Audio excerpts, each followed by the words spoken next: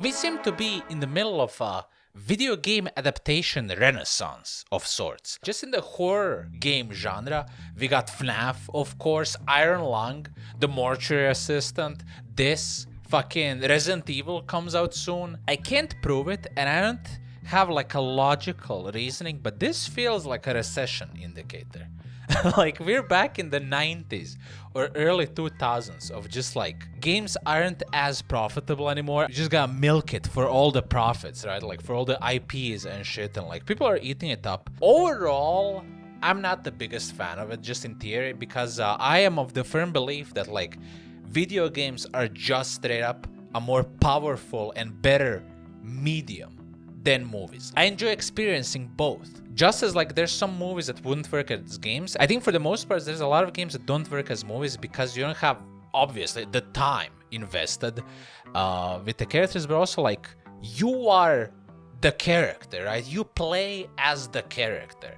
I think this reminds me of the movie Her, because that movie actually like understood what a game can do really well. Like it's not an adaptation of a game or anything, but like it's set in the near future, and in that like just playing games is, you know, totally normal. And like there was this one scene with Joaquin Phoenix, how he explains to another person how like he was playing this game and he was like, oh, I was doing this, I was doing that, and no one's like, you were playing a character, it wasn't you. Like they all understand like, oh yeah, when you play a game you become that character because like you are so immersed and you are such a huge part of it. This is a huge tangent, obvious, but I just want to say that, like, that's a side of that movie that is often overlooked, aside from the whole like, you know, AI cock main plot. That movie like really just weirdly got games, right? Like just not any specific game, but just like overall the power of video games. Anyways, I don't know how I got here. Overall, I don't like video game adaptations in theory, but I still partake in some just because like how the fuck did this end up getting a movie,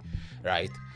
Mortuary Assistant and Exit 8. How the fuck do we have an Exit 8 movie? It's fucking awesome. I love it. All of this to say, I watch video game adaptations, but I always have like, by default, I lower my standards, and that just leads to a better experience. But with some movies like The Mortuary Assistant, even that didn't save it.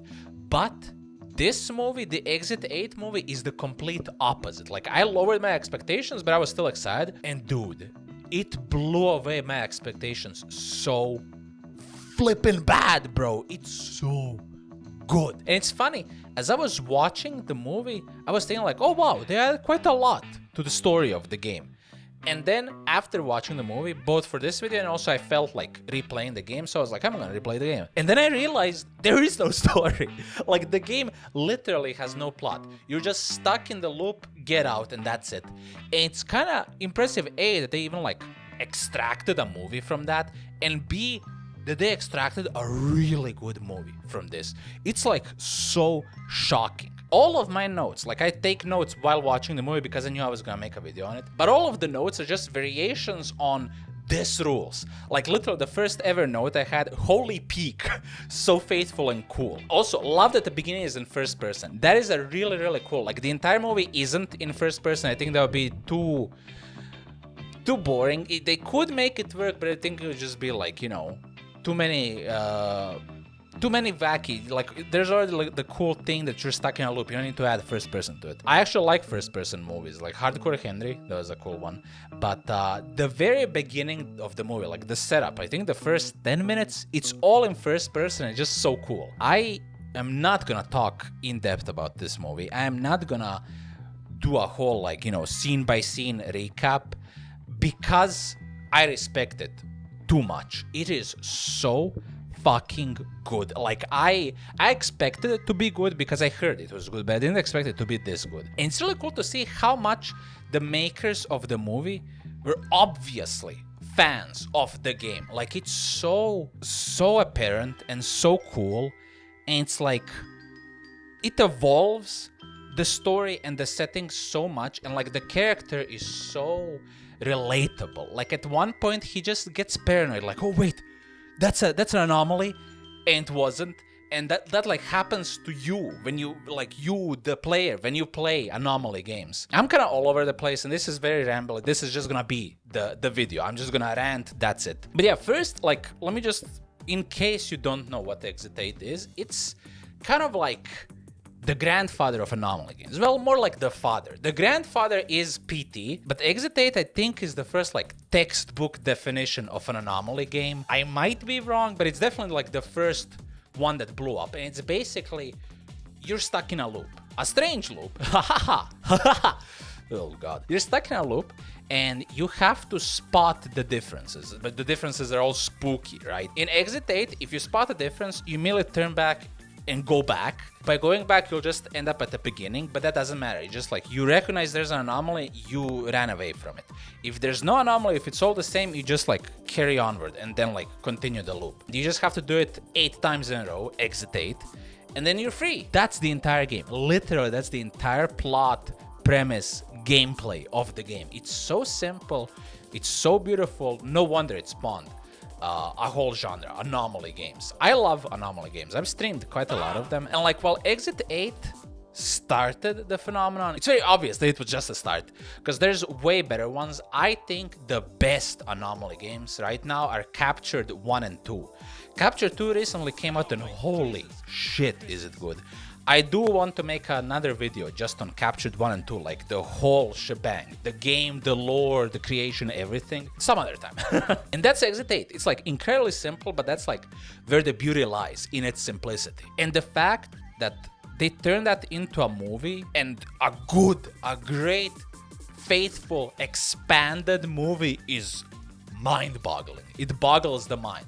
It's so cool. Like, they expand on every single thing. Like, every single thing you see in the game, there is now a backstory to it. Not really a backstory, but it's expanded on. But like, in such a cool, satisfying way. In The Mortuary Assistant, which I watched it, hated it, and made a video about how much I hate it. In that movie, they expand also a lot. But it's like, on the stupidest, who gives a shit, fuck off direction, right? While in this, it's like, yes, this is so interesting, thank you for elaborating. Not only is the story better, it's also like visually a stunning movie. First of all, it's incredibly accurate to the game, but like, that's because they had the benefit of the game being like, you know, a hyper-realistic Japanese subway.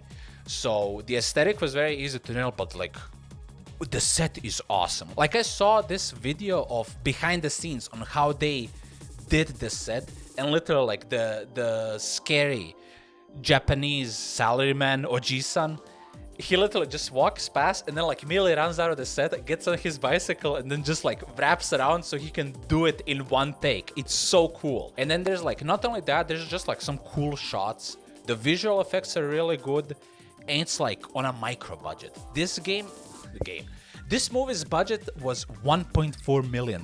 That's like less than half of The Mortuary Assistant, and it looks like art. You know, it looks perfect. It's really stunning. I keep comparing it, and I keep bringing The Mortuary Assistant, the movie, up just because I've watched the movies back to back, and it's really jarring how bad The Mortuary Assistant is and how amazing Exit 8 is.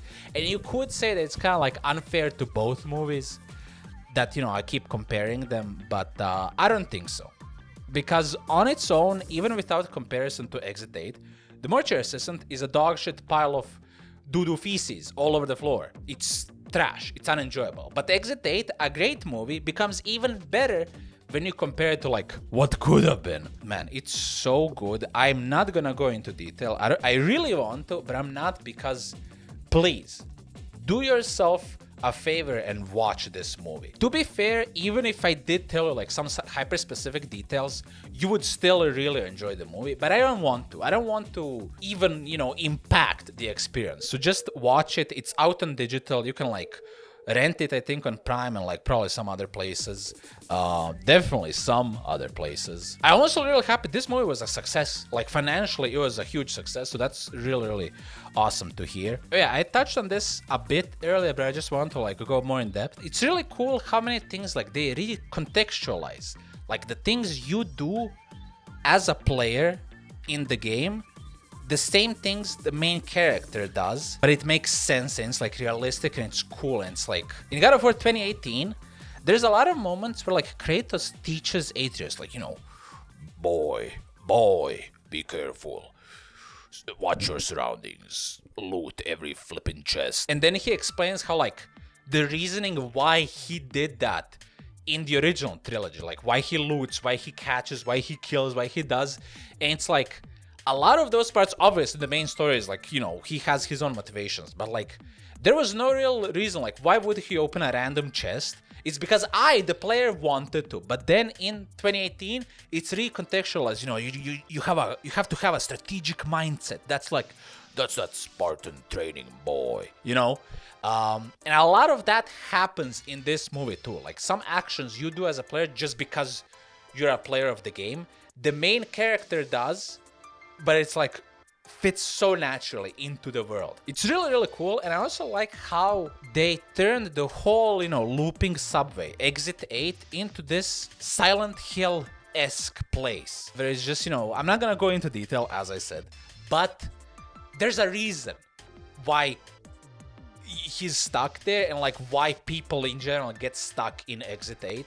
And I think that's so perfect. It's really, really cool. And that's like a completely new addition. It wasn't anywhere in the game, and it's not hinted at in the game. It's just like, you're stuck in a wacky cookie place forever or not. But in the movie, it's like there's reason, and it's really, really cool. I think I'm done with my rant. Let me consult the notes. Let me check my. Let's see. I talked about God of War, yes. I talked about Silent Hill. I talked about the Mortuary Assistant. All my other properties have been checked off my list. My brain just works off of IPs. I can't have a single original opinion. I just have to, you know, connect the dots. Yeah, okay. I think. Let me check my physical notes. I am the note meister. Oh, yes. I remember now. One last thing I want to say. I'm pretty sure the end of the movie is supposed to be a setup for the sequel. Because there is a sequel to this game called Platform 8. It's literally just this game, but instead of a subway, you're stuck on an actual moving train. And you go from like train car to train car. And it's really cool, but it's not as iconic or as good as Exit 8. Both in the scares and definitely the setting, because like it's like I do like trains in horror games, but there's something about like the subway and the Exit 8 that is just so perfect. But I believe in Platform 8, the movie. Like, I'm totally confident they could give the same treatment to Platform 8 that they gave Exit 8. I'm really hoping that was actually a setup for the sequel, and I hope that happens, but like, it should, right? Because it, as I said before, it was a hit. It was a smash flipping hit, Exit 8, and I'm super happy for them. And yeah, now I'm more or less done. I know it's a bit, I guess, sad and conflicting that like my previous video where I just bashed a bad movie was an hour long, and this video where like I'm celebrating a great movie is like nowhere near that length. They're just like, you know, in theory it's a bit disappointing, like, you know, oh, why can't you talk so much positively? But it's because I could. I really, really could, and I would love to go into detail, but I can't. I can't allow myself that. I don't want to rob you of the experience of watching it blind, which you really, really should. Have a fucking hoot and a holler and a riot. It's a 90-minute horror movie. It's a horror in theory, just with the game. The game isn't scary. There's no jump scares. It's just like eerie. And the movie is the exact same vibe, and it's awesome. I love it. I love the story, the visuals, the set, the characters, everything they expand upon. The dialogue is great. There's even like a couple gahas, a couple funnies, a couple hee ho ho moments. Let me know what you thought about the movie. Did you watch it? Will you watch it? When will you watch it? Like and subscribe, of course. Why wouldn't you? We are so close to 500 subs, which in the grand scheme is nothing, but to me personally, that's a huge milestone. So I would really appreciate if we reach that. Anyways, love you. Suck my dick. No. Love you. Bye.